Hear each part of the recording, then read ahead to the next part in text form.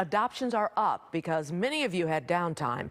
But now that families are returning to summer activities and offices are bringing workers back in, the dogs that have been by our sides during the pandemic may be feeling a little anxiety and a little lonely. Here with tips for easing that transition, Juwan Jackson from Every Single Day Dog Training. How are you, Juwan? I'm doing well. How about yourself? I'm good. So now we're back to work. What about the doggies? They're feeling a little anxious and wondering where you are every day, right? Yeah, the humans too. So what do we do? Give us some tips. Some things you can do: drain some energy for sure, mentally and physically. You could also teach the dogs how to be separate while you're still at home by using either gates or a crate or using the leash in the house. And you could also crate train the dog, so teach the dog how to be in the crate, especially when you're home, so that when you're not home, it's not as hard. Yeah, the crate is very important. I know my dogs, I have two of them, and they think of that like as their bedroom. When they want to cool out, they go in there. If they're feeling kind of tired, or even like during fireworks, my dog goes in there and just kind of hangs out because that's their safe place. How do you crate training usually has to be started at the very beginning, but what if you didn't start it in the very beginning? Number one, use a lot of food. Make sure the dog loves food. Teach the dog that the crate is like central place for food. Another thing you could do is with your leash, just teach the dog how to just stay in the crate while you're rewarding it and feeding it.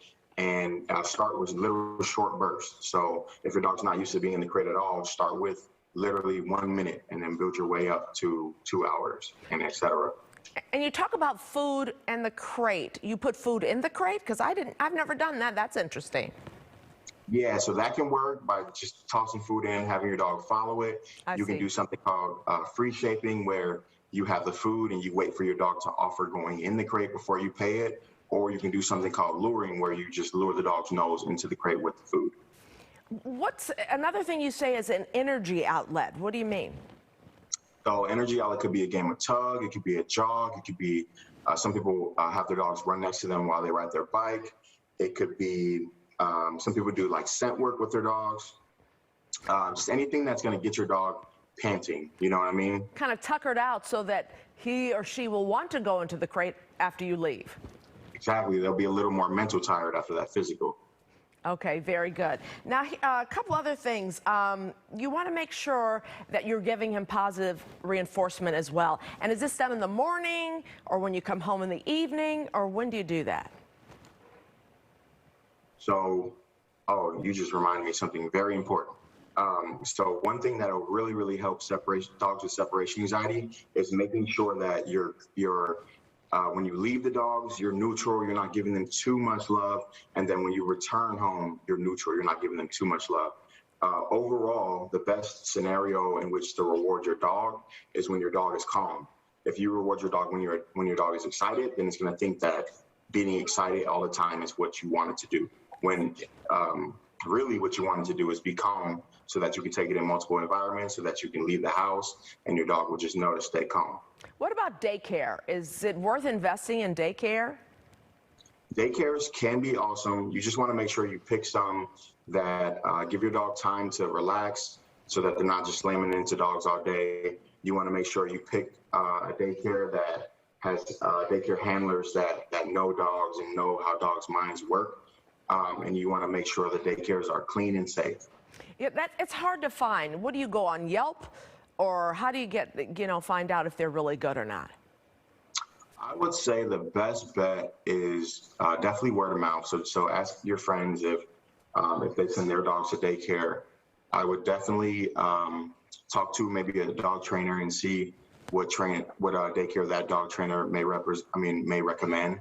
Or Yelp should be fine. Just make sure you're really picky with the reviews. And here's another question as far as dog walkers during the day. I mean, they're not real expensive, and it might be a good idea to do that, don't you think? Rather than leave them in the crate all day, just give them some relief midday? Yes, we actually have a service at Every Single Day Dog Training. It's called a power hour. So we would come pick the dog up for about an hour. And instead of just the basic walk, we would definitely do some walking, but it would be more so practicing walking, teaching the dog how to walk loosely on leash. We take dogs to stores like Walmart, Home Depot, pet stores.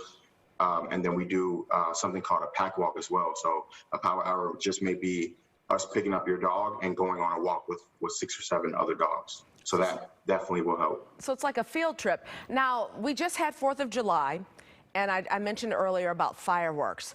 And a lot of people are doing CBD and doing, calming tablets and things like that. Do you suggest that for dogs that are anxious with the fireworks? I think that CBDs are definitely a recent fix that, like you said, people love. So they use for their dogs. So yes, they could work. I've never used them on my dogs. One tip that I would give is I feel like sometimes people wait until it's too late to address the fireworks, where one thing that you can do is well before the time fireworks start. I know in the city sometimes they start months before the festive. Exactly. So what you can do is go on YouTube and search up some fireworks sounds, and you can desensitize your dog to them in the house. But then you can also counter condition your dog in the house by let's say playing the fireworks sound and then feeding your dog a high reward or high value reward right after you play the sound, and do that multiple times before we'll call it championship time, which is the 4th of July. Wow, that's a very good tip. Thank you, Juwan Jackson. Every single day dog training has weekend sessions in the park all summer. Saturdays at 10, you can find them at Union Park, and on Sundays at 10, they're at Winnemac Park. For more information, visit everysingledaydogtraining.com.